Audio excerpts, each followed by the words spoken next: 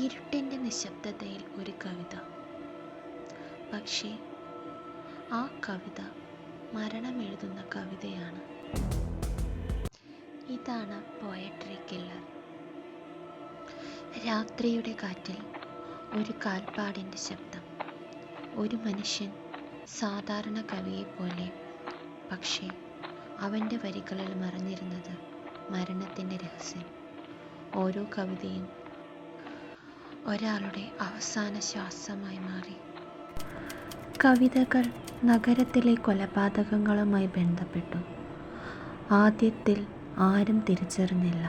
പക്ഷേ ഒരാൾ വീണപ്പോൾ കവിതകൾ മുൻകൂട്ടി എഴുതിയ സൂചന ഉണ്ടായിരുന്നു. കവിത വായിക്കുന്നത് തന്നെ ജീവൻ നഷ്ടപ്പെടാനുള്ള മുന്നറിയിപ്പായിരുന്നു. അവസാന കവിത എഴുതുമ്പോൾ ഒരു വാക്ക് മാത്രം: ആരാണ് അടുത്ത ഇര? നഗരം മുഴുവൻ വിറച്ചുപോയി.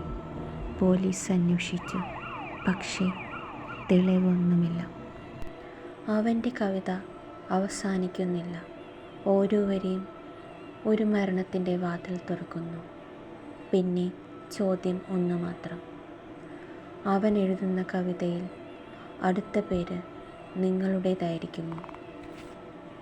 സീരിയൽ കില്ലിംഗ്, കവിത ക്ലോസ്, സസ്പെക്ട്സ് പലരും, ഓരോ ക്യാരക്ടറും suspicious.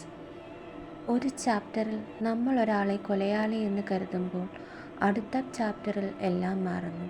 Twist, mislead, unexpected turns.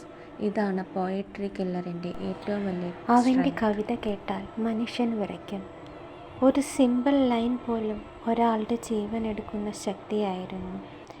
ഇത് വെറും കൊലപാതകമല്ല, ഇത് വാക്കുകളുടെ കൊലപാതകം. പോയട്രി കില്ലർ ആരാണ്?